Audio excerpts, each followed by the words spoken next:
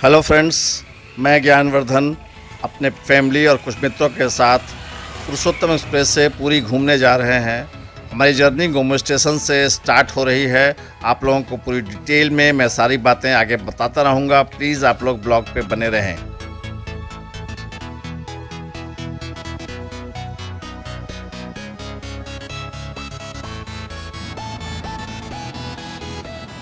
अपनी ट्रेन आ गई है, पुरुषोत्तम एक्सप्रेस, जिसका हम लोग काफ़ी देर से इंतज़ार कर रहे थे। अब वो ट्रेन प्लेटफॉर्म पे लग रही है।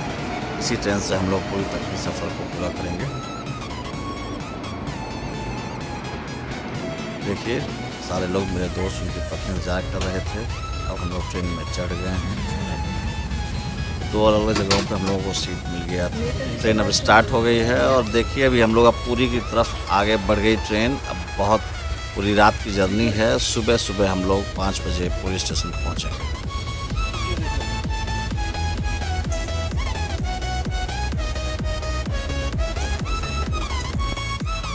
ये नज़ारा है पुरी स्टेशन का। सुबह का 5:10 हो रहा है। अभी अभी हम लोगों ने पुरी स्टेशन पे उतरा है। अब हम लोग बाहर निकलने जा रहे हैं सामान को लेकर के।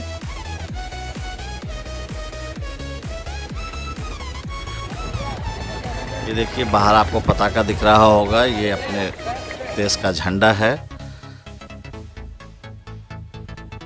सारे लोग आराम कर रहे हैं ऑटो में और पहुंच गए हैं होटल लियो कैसल, जो हम लोगों ने पहले से एडवांस बुकिंग करा रखी थी।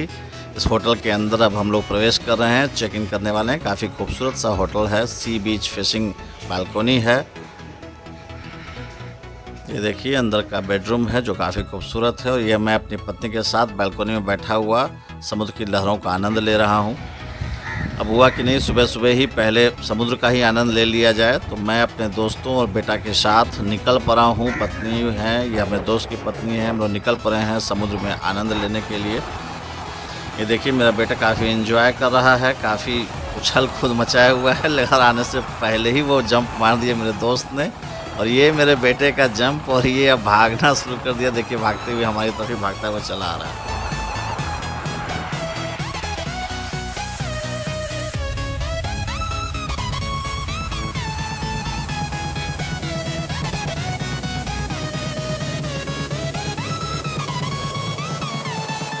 हम सब लोगों ने काफ़ी मस्ती की है समुद्र में। काफ़ी देर तक स्नान किया है, मैं, मेरा बेटा और सारा कुछ।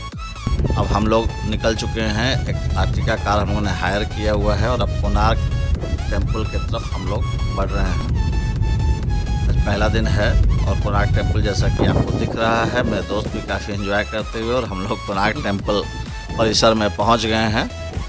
आगे यहाँ पे सबसे पहले जो है डायरेक्टली कोणार्क टेम्पल ही जाया करते थे, लेकिन अभी गवर्नमेंट ऑफ उड़ीसा की तरफ से एक नया म्यूज़ियम डेवलप किया गया है, जिसमें काफ़ी जानकारी दी जाती है। टेम्पल कब बना, कैसे बना, किसने बनाया, कब क्या हुआ, नहीं हुआ, पूरी जानकारी है। बहुत ही अच्छा म्यूज़ियम है, सबको देखना चाहिए। ये 30 रुपये पर हेड का टिकट है, बट ये बहुत ही काम का म्यूज़ियम है।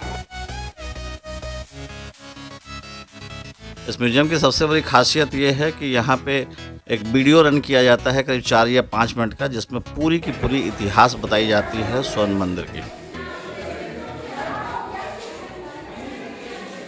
ये म्यूज़ियम के अंदर का दृश्य आप देख रहे हैं कि अलग अलग आकृति कलाकृति के द्वारा सूर्य मंदिर का विशेषता, उसकी बनावट, उसके रख रखाव, सबकी जानकारी यहाँ पे दी गई है।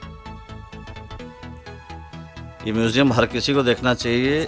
अगर आप सूर्य मंदिर जा रहे हैं तो उससे पहले उसकी पूरी जानकारी अगर आपके पास हो तो आपके लिए बहुत ही फ़ायदेमंद होता है। किसी गाइड की आवश्यकता नहीं पड़ेगी। ये म्यूज़ियम अपने आप में एक गाइड का रोल अदा करता है।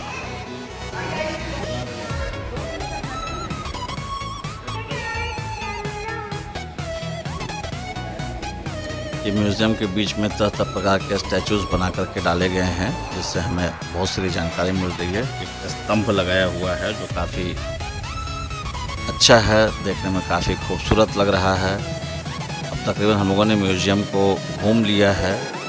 अब ये लास्ट जो उनकी गैलरी थी, वो छोटी छोटी आकृति, छोटे छोटे स्टैचूज़ बना करके अलग अलग समय के अलग अलग चीज़ों को बता रहे थे। अब हम लोग म्यूज़ियम से बाहर आ गए हैं। सामने आपको सूर्य मंदिर साफ क्लियरली दिख रहा होगा। जिसके ऊपर हम लोग जाने वाले हैं। ऊपर देखिए, ऊपर का जो पोर्शन है, जो हमें अभी अभी म्यूजियम में बताया गया था कि उस पर पहले कलश रखा जाता था। उस कलश के वजह से ही जीरो ग्रेविटी डेवलप होती थी, और जो स्टैचू था, सूर्य का जो स्टैचू हुआ करता था, वो जीरो ग्रेविटी में ज़मीन से थोड़ी सी ऊपर उठी होती थी। बट वो कलश चूँकि हट गया है और अंदर जाना अभी बंद कर दिया गया है, रास्ते सारी बंद है, तो अभी हमें पता नहीं कि स्टैचू जीरो ग्रेविटी पे फ़िलहाल अभी भी है या वह ज़मीन पे स्थल पे चलाया है। इसकी कोई खास जानकारी अभी तक कोई बताने को तैयार नहीं है, क्योंकि मंदिर के अंदर परिसर में आप नहीं जा सकते हैं। तो उस मंदिर के चारों तरफ ही हमें घूमना है, देखना है। वैसे बाहर देखने के लिए बहुत कुछ है। ये सारे लोग घूम रहे हैं। देखिए, मैं आपको क्लियरली दिख रहा हूँ। मेरी पत्नी भी आ गई है एकदम मंदिर के समीप में। यहाँ पे एक चक्का के निशान का रथ का पहिया बना हुआ है। काफ़ी सारे चारों तरफ पहिए बने हुए हैं, और शुरू से परंपरा चली आई हुई है कि जो कोई भी आता है वो इस पहिया के सामने फ़ोटो अवश्य खिंचवाता है।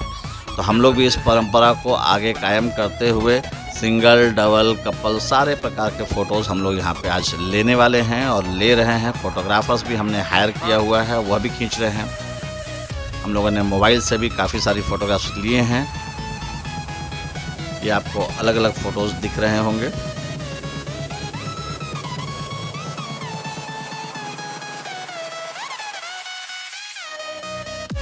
अब ये पूरा एक राउंड है सूर्य मंदिर का। मेरी पत्नी को उस पर बनी हुई सारी कलाकृतियाँ बहुत पसंद आ रही हैं। वो हमें बार बार दिखा रही हैं कि उस ज़माने में भी कितनी बारीक कलाकृतियाँ बनाई जाती थी। वैसे मैं काफ़ी थक गया हूँ, काफ़ी धूप, टेम्परेचर बहुत हाई है, इतनी गर्मी, पसीना है। मैं स्वयं को आगे यहाँ पे न रोक पा रहा हूँ। तो पत्नी मेरी अभी भी एंजॉय कर रही है, चीज़ों को देख रही है, लेकिन मैं सामने पेड़ के नीचे चला गया हूँ छाया में कुछ आराम करने के लिए।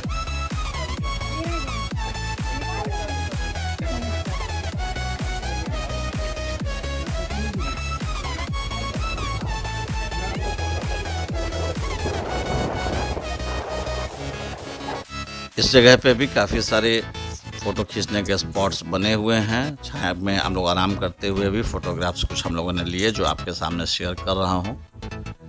ये सूर्य मंदिर के सामने मेरी पत्नी बैठ के एक फ़ोटो खिंचाई थी, जो मैंने शेयर किया। अब बाहर चूँकि हम लोग काफ़ी थक गए थे, नारियल पानी पिया, और नारियल के अंदर से मलाई खाने की परंपरा बड़ी अच्छी है कि लोग कहते हैं कि पानी तो पी लिया, अब अंदर से मलाई निकाल के दो।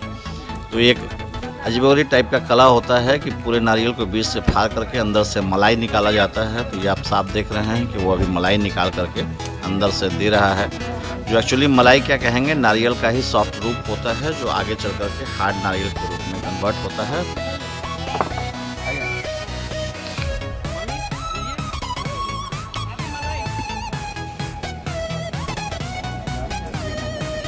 रास्ते में लौटते समय एक और बीच पड़ता है, जहाँ पे सूर्य का उदय देखने के लिए सुबह सुबह आते हैं। चूँकि हम लोग अभी सूर्य मंदिर से लौट रहे हैं, तो सूर्य तो काफ़ी सिर के ऊपर अभी विराजमान है, काफ़ी तापमान तेज़ है। लेकिन यहाँ पे अर्ली मॉर्निंग में कहा जाता है कि सूर्य सबसे पहले यहीं पे समुद्र से बाहर निकलता है, और उसकी पृथ्वी पर जो पहली किरण पड़ती है वो यहीं से सूर्य मंदिर जहाँ पे स्थापित था, जो थोड़ी देर पहले मैंने आपको दिखाया था, सूर्य की पहली किरण उसी मंदिर पे पहुंचती है, उसी मंदिर पे धरती पे पड़ता है।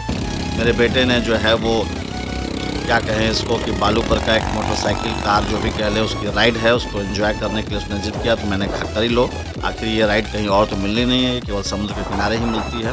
मैंने देखा काफ़ी दूर चला गया है, और अब उधर से काफ़ी तेज़ी में वो लौटता हुआ चला आ रहा है।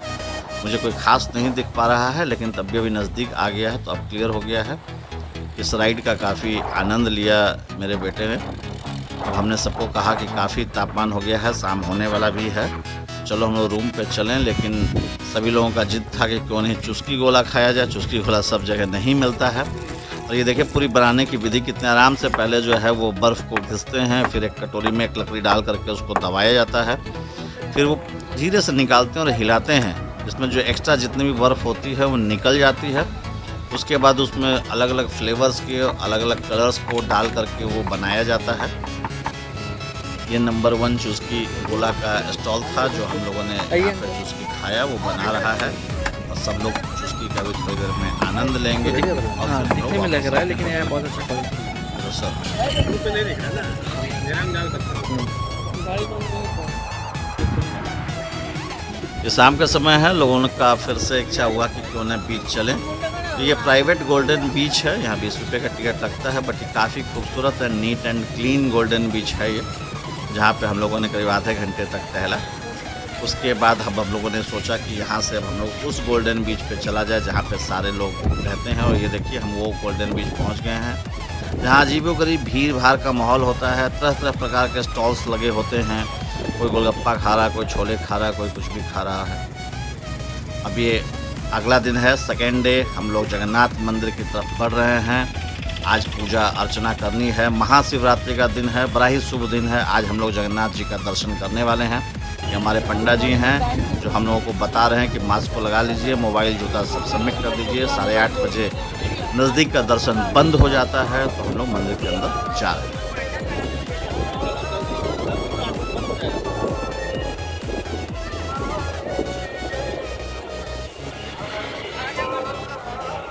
मंदिर से निकल करके प्रोग्राम हुआ कि क्यों ना चिल्का झील डॉल्फिन भी देख लिया जाए। तो ये देखिए चिल्का झील हम लोग पहुंच गए हैं, वहाँ पे काउंटर्स पे मैं टिकट ले रहा हूँ। टिकट लेने के बाद हम लोग आगे बढ़ गए हैं कि नाव पे बैठ करके चिल्का झील पे करीब 2.5 घंटे का ये होता है, उस पार जाना और उस पार से वापस आना। तो ये नौका विहार का आनंद लेने के लिए हम लोग आगे बढ़ गए। ये देखिए सारे लोग जो हैं वो नाव पे बैठ गए हैं। वो जो मोटरमैन है वो स्टार्ट करने जा रहा है।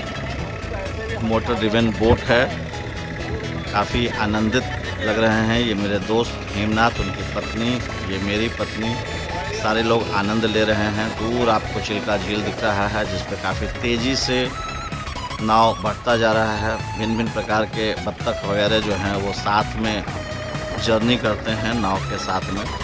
2 या 3 टापू पे ले जाता है। ये पहली टापू है जिसके ऊपर नाव को लाया है। ये आप देख सकते हैं केकरा है।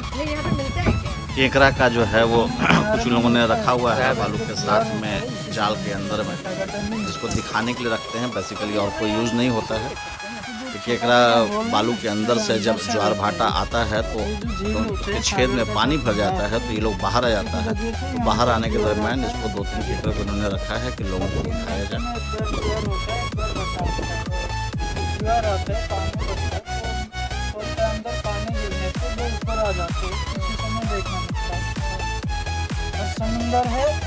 यहाँ एक नई परंपरा है कि लोग सीप को तोड़ते हैं और उसके अंदर से जो कुछ भी निकलता है वो आपको दिया जाता है या आप उसको खरीद सकते हैं। तो ये अलग अलग छोटे छोटे सीप को तोड़ रहा है। 2-3 तो सीप इन्होंने अभी तोड़ी है, इसके अंदर से कुछ भी नहीं निकला है। ये तीसरा या चौथा सीप ये फिर से तोड़े हैं। अब देखते हैं इसके अंदर से क्या निकलता है। इसके अंदर जरूर कुछ है लगता है। अरे वाह, इसके अंदर से मोती निकला है, मोती बाहर आया है। अब इसमें कितनी सत्यता है कितनी नहीं सत्यता है इसकी मैं कोई प्रामाणिकता नहीं दे सकता हूं आपको, परंतु यहाँ पे है कि जब कोई भी नाव आता है तो ये लोग सीप को तोड़ते हैं, किसी से मोती निकलता है, किसी से कुछ निकलता है, फिर उसका ये दाम बताते हैं। अगर आप खरीदना हो तो खरीदिए, अदरवाइज कोई जबरदस्ती नहीं। अभी कितनी मोती सही है कितनी नहीं है मुझे कोई जानकारी नहीं है, इस बात की मैं कोई प्रामाणिकता नहीं देता हूँ। अब ये देखिए कुछ दूसरा ही ये पदार्थ इन्होंने उठाया, जो कह रहे हैं कि नीचे जो जंगल वगैरह जो समुद्र के अंदर में होते हैं उसके जड़ में ये पाया जाता है, उसको फोड़ने से उसके अंदर से भी बहुत सारे मनी निकलते हैं। अब ये लगातार फोड़ रहे हैं, एक्चुअली कुछ निकल तो रहा नहीं है अभी तक, हम लोग गौर से देख रहे हैं, देखें क्या होता है। लेकिन ये शायद कुछ मिला है इनको, चंद्र प्रभा मणि। ये चंद्र प्रभा मणि या चंद्र मणि है, जो एक्चुअली में मून स्टोन कहा जाता है। बेसिकली इसको मून स्टोन के नाम से फेमस है। मैं इस पत्थर को जानता हूँ, बट यह भी उसके अंदर से निकला है, काफ़ी खूबसूरत है। देखते हैं कि ये हम लोग बार्गेन करके इसको सही दाम पे ला पाते हैं या नहीं ला पाते हैं। ये अंदर में कैसे निकलता है नहीं निकलता है नहीं पता। अब यहाँ से वापस हम लोग नाव से दूसरे टापू पे पहुँचे। देखिए एक डॉगी जो है वो अभी समुद्र के पानी में विश्राम कर रहा है, आराम कर रहा है। मेरे बेटे को एक्चुअली डॉगी से बहुत पसंद है, उसको बहुत लगाव है। तो काफ़ी सारे यहाँ पे 2-3 डॉगी हैं दूसरा टापू है जिस पे उस नौका वाले ने लाया है। यहाँ पे कुछ में सीप रखे हुए हैं, किसी में कुछ केकड़ा है, कुछ मछली है, सी फिश लोग फ्राई करके खाते हैं। बट आज तो महाशिवरात्रि है, इसलिए हम लोग केवल देखेंगे, इसका सेवन आज नहीं किया जाएगा। और वैसे भी हमारे घर पे जो है वो नॉन वेज बेसिकली अलाउड नहीं होता, हम लोग खाते नहीं हैं, तो हम लोग देख करके ही इसको जो है आनंद उठाते हैं। तो हमें बताया गया कि यहीं दूर जो है एक सी बीच है, यहाँ पे भी, जहाँ पे चिल्का झील और समुद्र का मिलन होता है। बेसिकली उस पॉइंट पे हम लोग आए हैं जहाँ पे चिल्का झील में समुद्र से पानी आता है। तो वो जो एक मीटिंग पॉइंट है, वो यही रास्ता, दूर जो आप रास्ता देख रहे हैं, यही लंबा रास्ता हम लोगों को उसी बीच पे लेके जा रहा है। बहुत अच्छा फोटो आएगा। तो हम अपने जो है मित्रों के साथ में और बेटा पत्नी सबके साथ में बीच की तरफ आगे बढ़े। बस अब निकल ही गए। लंबा रास्ता है, बट चूँकि समुद्र की आवाज़ अब आने लगी है, लहरों की आवाज़ आ रही है, तो हमको लग रहा है कि अब बीच नज़दीक ही होगा। आवाज़ आ रही है। हम लोग एकदम किनारे पे पहुंच गए हैं। दूर से हल्का हल्का बीच दिखने लगा है। कहा जाता है कि ये काफ़ी खूबसूरत सा बीच है। बेसिकली यहाँ पे पब्लिक नहीं आती है, केवल घूमने आती है, कोई नहाने या कुछ और काम यहाँ पे नहीं होता है। तो ये एक्चुअली चिल्का झील से अटैच किया हुआ बीच है, अटैच होता हुआ बीच है। तो काफ़ी खूबसूरत है, काफ़ी लंबा है। यहाँ भी वो डॉगी, मेरा बेटा का जो है डॉगी, वो देख के साथ साथ यहाँ तक भी चला आया है। तो ये काफ़ी बड़ा बीच है, काफ़ी खूबसूरत बीच है। यहाँ पे मेरे पत्नी और मेरे बेटे ने बहुत सारे सीप वगैरह पॉलीथीन में इकट्ठे किए, जिसको ये लोग लेकर के घर जाए।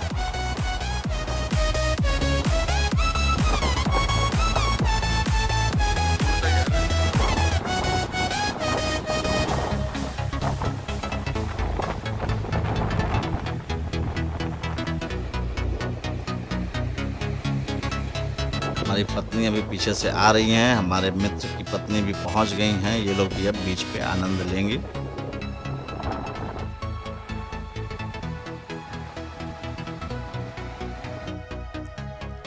हमारी पत्नी है, आपको दिख रहे होंगे कि फोटोग्राफी का इनको भी बहुत शौक है, फ़ोटो काफ़ी खिंचाते हैं। ये मेरा बेटा है, अलग अलग पोज में लोग फ़ोटो खिंचवा रहे हैं अपना। ये मैं अपनी पत्नी के साथ में खड़ा हूँ। अब हम लोग वापस जो है वो पहुंच गए हैं। ये लास्ट डे है, तीसरा दिन है, गोल्डन बीच पे आए हैं। लास्ट डे बेसिकली जो काम होता है वो काम होता है मार्केटिंग का, शॉपिंग का, ख़रीदारी का। तो यहीं गोल्डन बीच से लगा हुआ पूरी का मेन मार्केट है, जहाँ पे हैंडीक्राफ्ट के काफ़ी सारे दुकान हैं। लड़कियों के लिए सूट्स हैं, कुर्ता है, पैजामा है, बच्चों के लिए कुर्ता पैजामा है, खिलौने की दुकान है, काफ़ी सारी दुकान है। तो हर कोई अपने अपने पसंद का, अपने अपने मन का सामान यहाँ पे आज परचेज़ करने वाला है। छोटी छोटी मंदिर तो यहाँ पे इतनी भरी पड़ी हैं, जैसे पुरी को तो कहा ही जाता है सिटी ऑफ टेम्पल।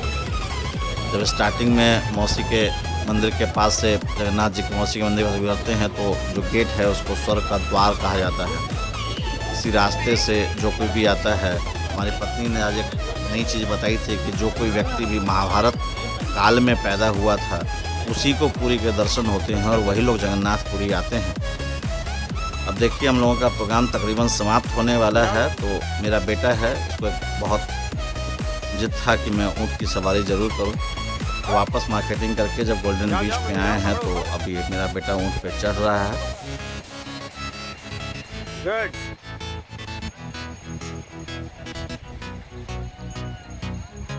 ऊँट पे चढ़ना भी एक काम है, क्योंकि चूँकि उसकी हाइट इतनी ज़्यादा होती है। तो ऊँट वाले ने एक बड़ा अच्छा काम किया हुआ है कि उसने सीढ़ी लगा रखा है कि सीढ़ी पे चढ़ के आप आराम से ऊँट पे बैठ जाइए और फिर से मज़े लीजिए। रेत में ऊँट को चलने में कोई कठिनाई नहीं होती, कोई दिक्कत नहीं होती है, आराम से जाइए। अब ये देखिए, हमारी टर्निंग का समय हो गया, हम लोग वापस